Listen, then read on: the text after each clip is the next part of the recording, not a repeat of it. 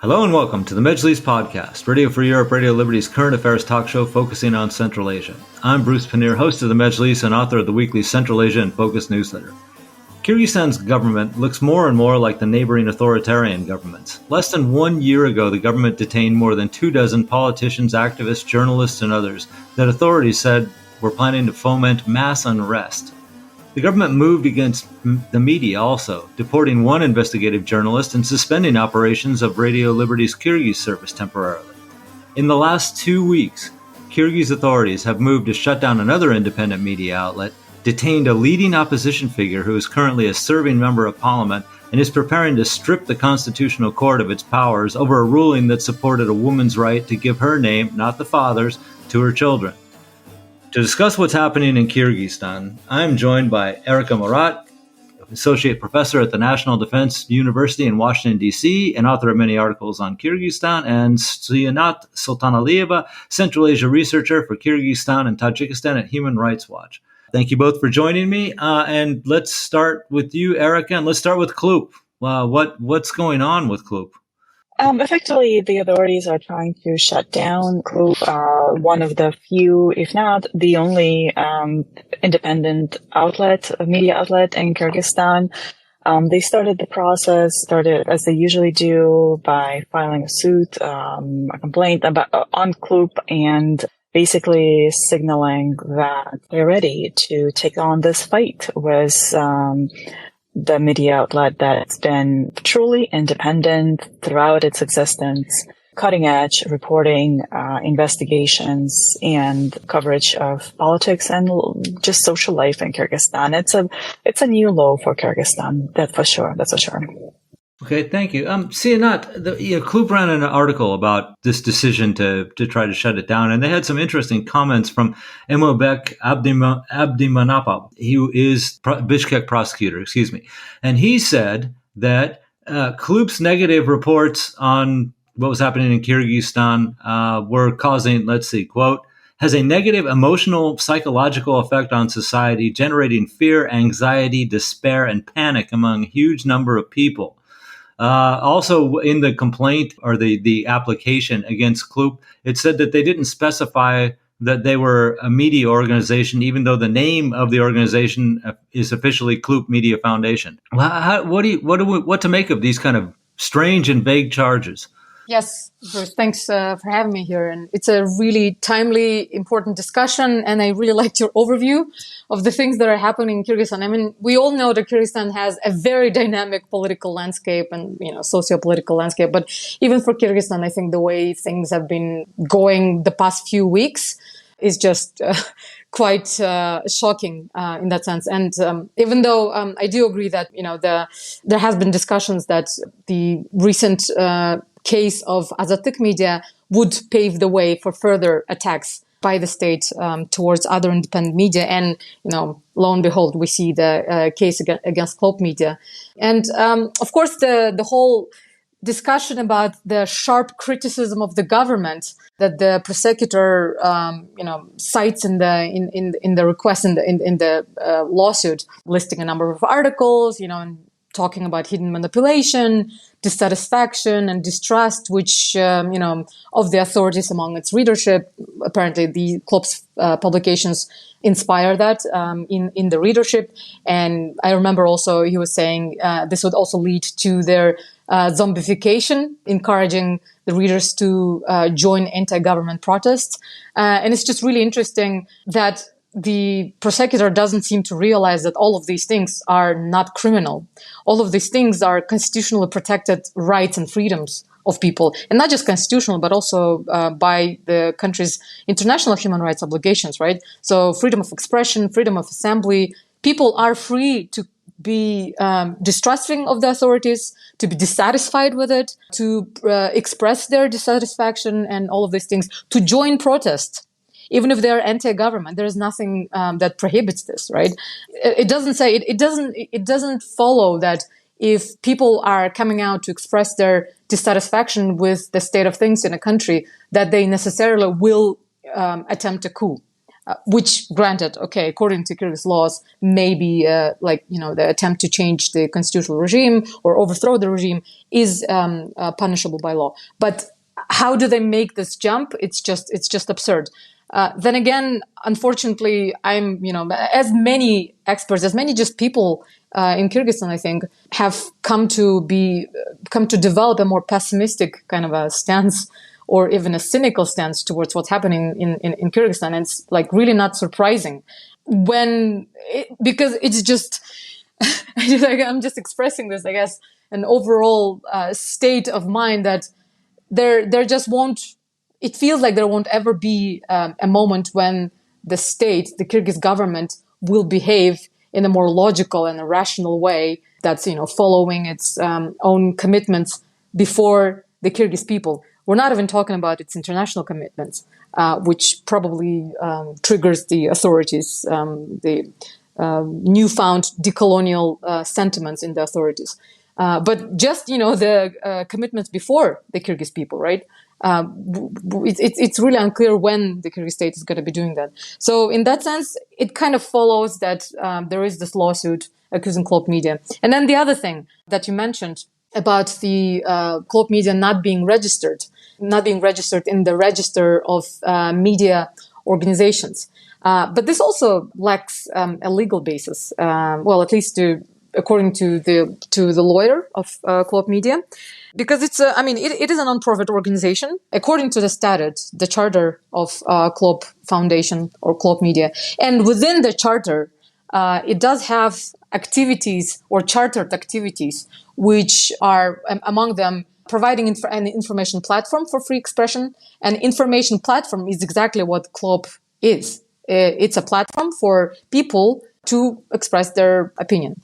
And it also aims to raise awareness of youth in Kyrgyzstan on current socio-political, economic, and other events that are happening in Kyrgyzstan or outside of it, which is exactly also what Klopp Media is doing on its platform.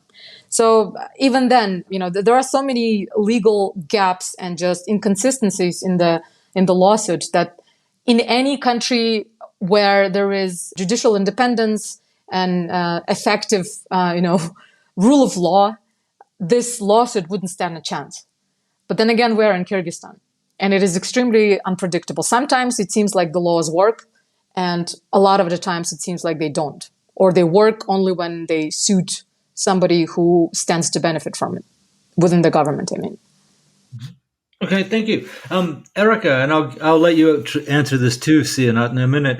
Erica, these charges that are against Klopp, they're based on the state-appointed experts who reviewed their material, right, and concluded also, for instance, that people were leaving the Batken province because of Klopp's negative coverage, and it was causing people to either move somewhere else in Kyrgyzstan or leave the country altogether.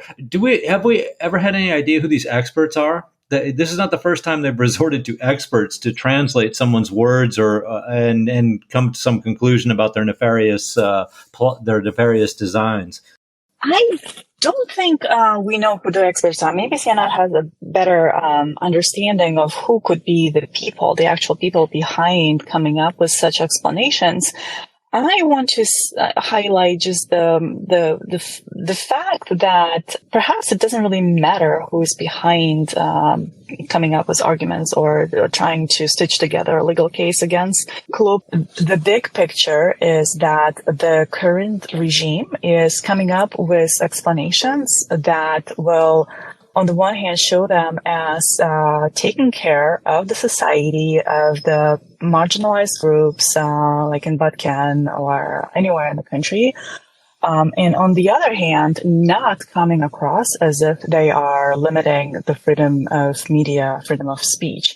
And of course, it works for their supporters, their loyalists, the minority of the population in Kyrgyzstan, and it doesn't stand a chance, as Sienna said, with civil society and people who really understand what freedom of speech is and civic freedoms are. This fits, so the case against Klopp fits their pattern of governing for the loyal minority that elected them and ignoring the majority, and especially urban population, that disagree with them. And this pattern is seen with CLOP, with their arrest of opposition leaders, and their picking of any civic initiatives that they feel like is threatening their positions. But they're achieving just the opposite effect right now, especially with CLOP, are united behind CLOP now and voicing a joint statement against government actions. So as opposed to feeling threatened. And what they're doing, the current regime, what they're doing, they're intensifying divisions in the society and making political life in Kyrgyzstan ever more unpredictable, with more people feeling depressed about their actions and feeling like that there needs to be change and there needs to be more activism resisting onslaught of authoritarianism in the country. Okay, thank you. Sianat, do you know who these experts are? Any idea where they come from and who finds them? No, same as Erica. I don't really know. It's never mentioned. It's like there's always reference to these experts, but it appears to me that these are people who work either. So, for example, when Parliament is passing draft laws or like considering or initiating the draft laws, they always have these court experts, I would call. So somebody who's hired and obviously is already has a conflict of interest because they are representing the side that's hired them to supposedly do the expertise. And I think it's the same case with the court cases, with the judiciary in general, judicial system in Kyrgyzstan. And there have been, I mean, I've discussed it with some human rights defenders, and they're always saying that, you know, the conclusions or like the documents, the certifications, the expertise documents that they have to deal with in these kind of cases, they just always seem extremely unprofessional, just lacking in general knowledge of the law and the sphere in which, you know, they've been attracted to for the specific case, right? So yes, I would say I'd be inclined to think that it's just, again, court experts, as in court, not as in law court, but court of the state, or like the king, the monarch, the ruling regime's experts, the court experts in that sense. So, and I personally have no trust whatsoever in conclusions and expertise that these people provide. Yes, I mean, there would be so much more trust if the authorities sort of like try to make it at least an open call, right, for the expertise on specific cases. So there would be different kinds of opinions given on a certain issue, but that doesn't really happen.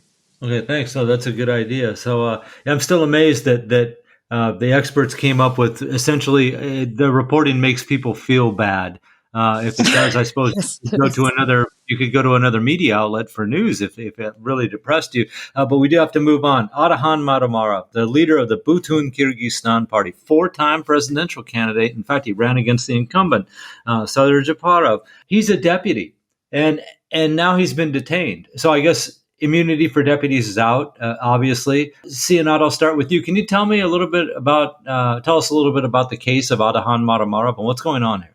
There's still, of course, details that need to be uncovered about the case. As usual, not a lot is available to the media, but from what we've been able to, read or well, I wouldn't even say ascertain, but yes, probably understand from what's already been covered about this case is that he's being accused of high treason in relation to a 2009 protocol. It's not even an agreement. There's a huge misunderstanding where people think that it was a border talk kind of a deal, that it was a much higher level kind of a document, but apparently it was a protocol, like a working protocol that was signed between the delegates of the meeting in 2009 concerning a like no man's land, I guess, at the time. And that's a plot of land called Turkucha in a Koktash village. in the Balkan region. It's one of those areas that's been implicated. Well, not implicated. It was a place of the conflict, both in 2021 and in last year's conflict in September. There have been shootouts and quite bloody. But the problem is that, okay, so I got distracted. And the accusation is that Adakhan Madumarov signed this protocol, according to which Kyrgyzstan was taking this plot of land for lease, or was going to lease this land for 49 years. And from what I understand, this was done so that there would be, like, the Kyrgyz side would be able to construct the road that would connect Osh and Isfana, I think, or some kind of a regional road that was of regional importance. And from what I understand, this was a working solution at the time. However, what's happening right now, and it's not just that it started this year, it's some of the beginnings of this case, I think, were already last year or perhaps even in 2021. So it's been going on for quite a bit. And Madumarov is being touted as the main person behind this because he was the head of the Security Council, Kyrgyz Security Council at the time. However, if you look into this issue from the point of view of the charges presented to him, such as high treason, then one has to look further and understand that even head of the Security Council wouldn't have the necessary authority to negotiate on behalf of the government or of the state, right, of the country itself. The only person who is supposedly authorized to do this kind of stuff is the president. And Adakhan Madumarov, even though he's been running for presidency for 4 times, as you mentioned, he has never been the president. So he has never had the authority to conduct these kind of negotiations. So in that sense, again, this is of course a very political case. But again, just like I've mentioned, just like in the case with Cloak Media and many other cases in Kyrgyzstan, in a country with working rule of law, this would not, again, stand a chance as a case, as a lawsuit. However, we live in Kyrgyzstan. So what happens next is anybody's guess. Okay, thank you. Erica, Madumarov is essentially the head of the opposition faction in parliament right now, because Butun Kyrgyzstan does have seats in parliament. And it seems a little bit ironic that he's being charged with high treason for a border deal with Tajikistan when his problems really seem to have started because of his objections to a border deal with Uzbekistan. He was very vocal last year when they were talking about the Kempirabad Reservoir. What can you tell us about, what happened to him since then? I mean, he's a serving deputy. This is not just an opposition leader, but he's a serving deputy in parliament. To detain him seems a bit extreme. So Madumarov is a populist running against populists, right? The current regime is really populist regime that takes on those big ideas about nationhood and justifies its autocratic and corrupt policies by presenting themselves as fighting for the nation. Saying, we can go back and look at how they, throughout the Canadian gold mining company, how they dealt with Tajikistan and militarization of Kyrgyzstan's politics in general. So it's and Madumarov as well. He's been a politician for as long as Kyrgyzstan has been independent. He has a loyal following in his party and the parts of southern Kyrgyzstan. He is not too popular across the country, so it's a mixed bag of feelings towards him. I completely agree with Sienna that this is it wouldn't stand a chance in a country guided by rule of law. The case could have been a matter of public debate, national discussion, change of regulations, but it looks like it is a bit of a witch hunt or trying to clear any opposition in the parliament and trying to suppress politicians who have a strong following in different parts of the country. It's a signal to other politicians not to be vocal against the current regime. And so it's really it's a complicated political case for Kyrgyzstan, where you have an opposition leader who's been controversial himself in his own statements, his own actions, at the same time currently being challenged by the authoritarian regime.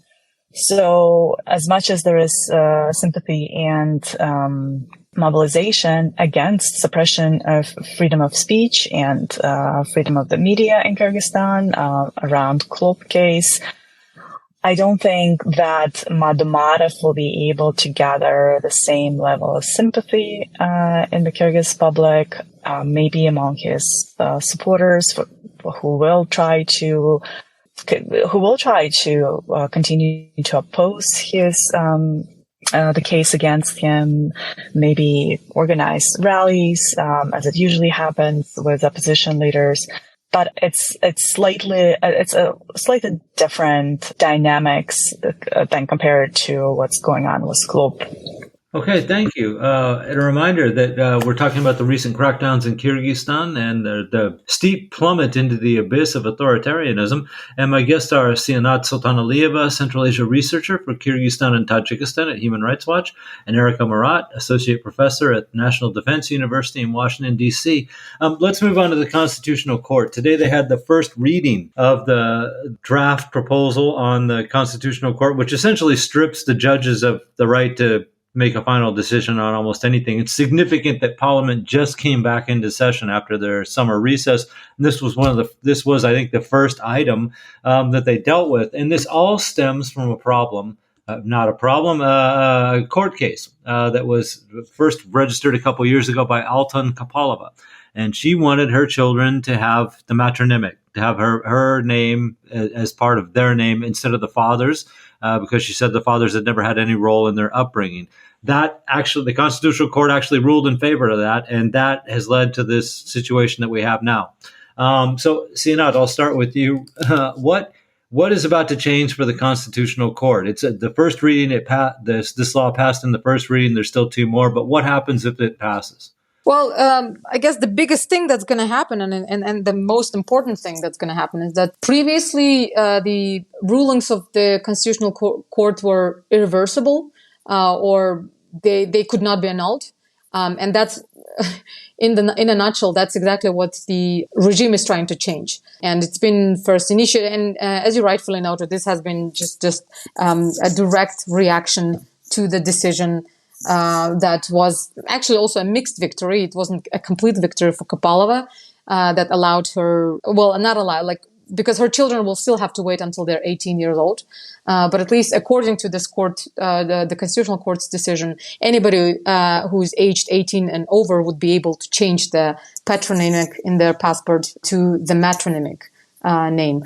And of course, this is, even though it is being currently tied to this very strategic, very sensitive, apparently, as it turned out, issue in the Kyrgyz public discourse. The fact that this draft law was initiated, basically amending the rights of the Constitutional Court, it's just going to destroy the Constitutional Court in general and making it subject to potential influencing by the other branches of power in the future. So there is basically no certainty in the decisions of the Constitutional Court. And as you may have been, or as some others who are listening to us have noticed, there have been not only this initiative, but also an initiative to basically discharge all of the judges at the Constitutional Court, again, specifically in relation to this decision with Altan Kapalova's case.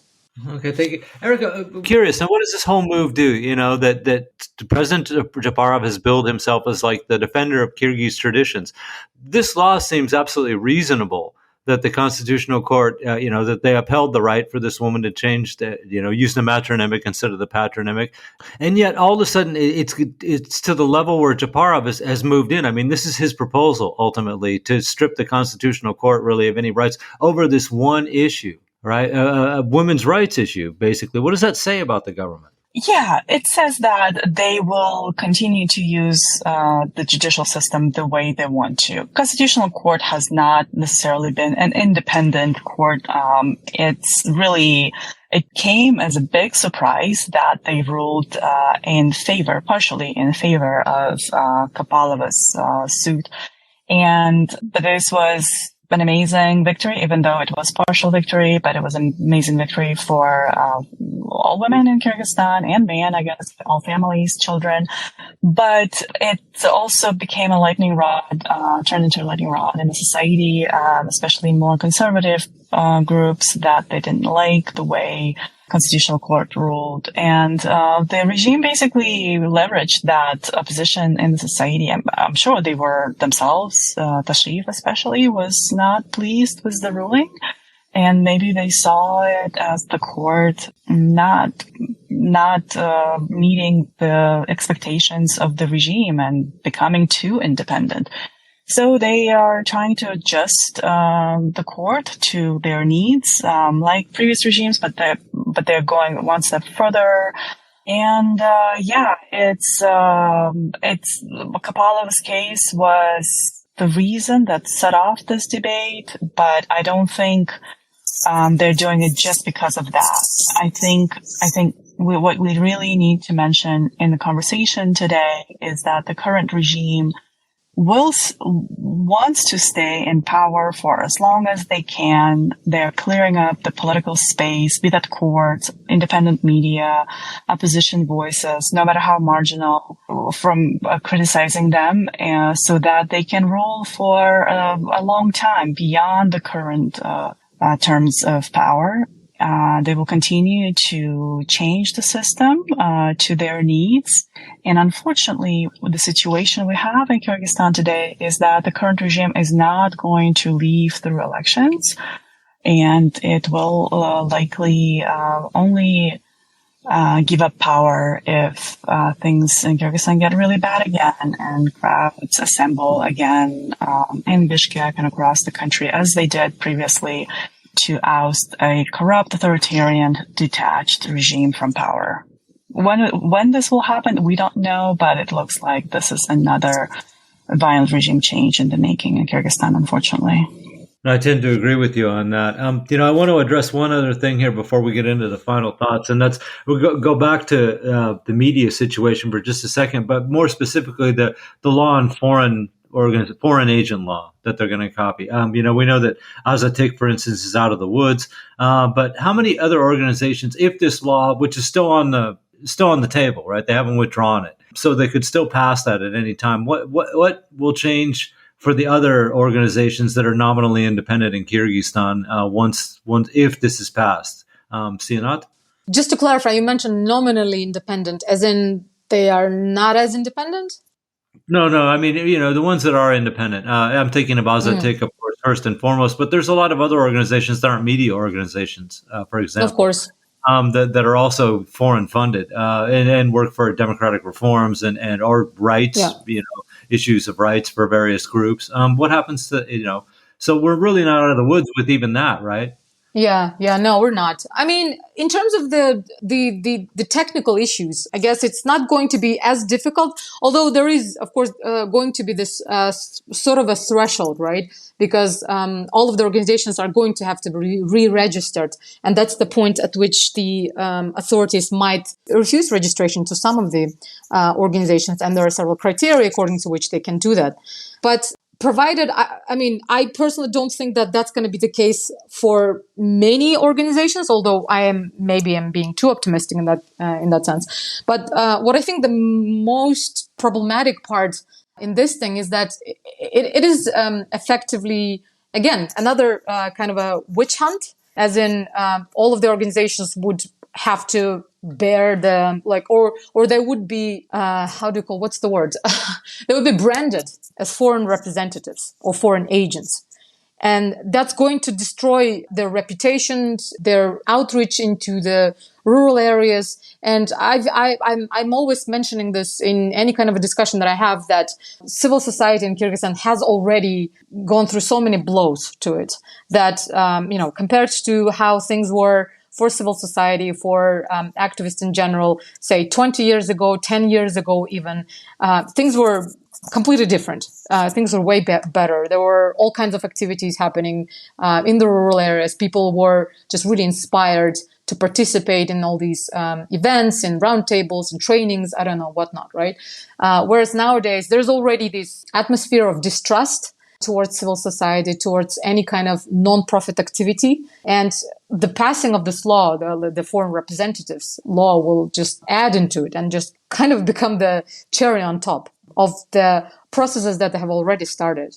And perhaps even a logical conclusion of the process that has started almost also 10 years ago. It was was it in 2014 or 13 when the first discussions started about the foreign agents law in Kyrgyzstan? Yeah, I can't remember which one of those years it was. Erica, let me move over to you though for a second. Kyrgyzstan, once called the island of democracy. I mean, at this point, is there anything above the water? Is there any place that's safe for people that are interested in democratic reforms? Group, organization, anybody? So I think it lost its image as an island of democracy a while ago. We call Kyrgyzstan as an island of democracy, island of democracy, just because by habit, and thanks to its still dynamic civil society and still quite dynamic media landscape.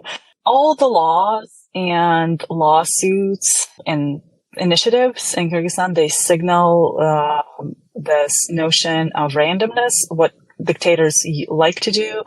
They will do things randomly and slowly. They suppress activism and freedoms randomly by attacking some groups while sparing other groups, but also in hopes that they will scare other groups from criticizing the regime or other politicians. We see the same patterns in Kyrgyzstan. I think that it's a temporary state for Kyrgyzstan. We had really deep dives into authoritarianism in the past as well, under Akayev, under Bakiyev notoriously.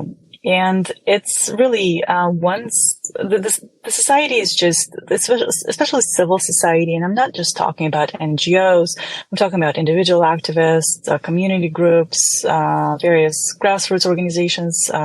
There's just too much of a habit of thinking and speaking independently. There is a lot of disagreement with the government. When this becomes a really big problem for the government, like it did, for instance, for Bakiyev and Akayev, and even sometimes for Atambayev, Jeenbekov, I mean, basically every single president, it's hard to predict. But the dictatorships in Kyrgyzstan survive only for so long. Give it a couple of years, who knows, maybe 5 years, maybe a year. There will be a huge backlash. And it won't necessarily come from, quote unquote, organized civil society. It might come from just population in general, because what autocrats in Kyrgyzstan tend to do is once they clear up the political field, then they start really doubling down in corruption and squeezing small businesses, medium businesses, just like it would happen with Bakiyev. And it just becomes impossible for a regular person to survive in Kyrgyzstan. And that's when the backlash begins. So we are on this trajectory right now, again, unfortunately.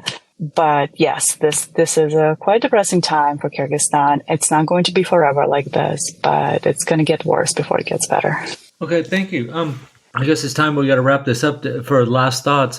I'm just curious, and to put this in a historical perspective for Kyrgyzstan, how destructive has this government been in the last few years to the institutions in the country, including the media, including civil society? I mean, you mentioned Bakiyev and Akayev, and of course we remember the days, but it seems like this government has gone even further than them. So you're free to talk about anything you want in your last comments, but keep that at my proposal in mind too, please. Sianat, will you start? Mm-hmm. Yeah, thank you. Yes, I guess one thing that really stands out for me with this government is that it's gotten really specialized, I guess, because they're very skilled in rhetorics. And well, again, yes, it is a very, and I guess that's, and Erica mentioned that, it is a populist regime, probably more so than the other regimes. So it's very adept at this populist rhetoric. which is also it's nationalist. It's also anti-Western, anti-developmentalist logic type of stuff. I mean, I could even say that they do have some rhetoric from post-colonial or decolonial kind of discourse. And it's a really interesting mix from a very disengaged point of view. But for somebody who is living in this country and is a citizen of this country and is very worried for the future of Kyrgyzstan, it is more than just interesting. It's very dangerous and scary how well they're able to use this, how well they're able to really manipulate the opinions of the people. Because I think we've mentioned this a few times during the call that a lot of the people actually do support. Like it is a minority, although I'm not so sure even, I don't know if I would agree it is a minority that the state is serving. Perhaps it's actually a majority now of the people in the rural areas who, and I just wanted to note on the comment on that back when Erica was talking about it, because it's exactly what the regime is doing, right? It's like divide and conquer, which again, nothing new, everybody does it. But here, especially, we're seeing that they're really playing on this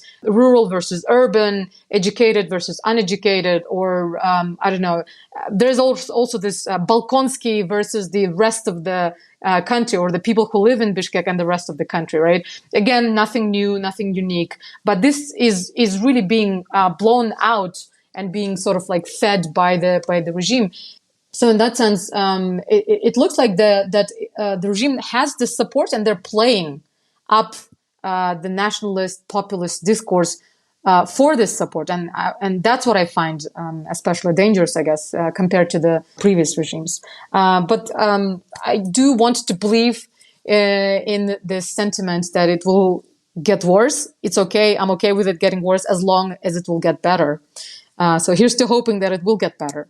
Okay, thank you. Erica, you'll remember the days when Omar Bektakibayev was the Speaker of Parliament and was telling then President Bakiyev he called him a dog. He said he should take advantage of the first tree that he came across to hang himself. Almazbek Atambayev was also in Parliament. He called Bakiyev a political corpse because he didn't do anything. That's gone.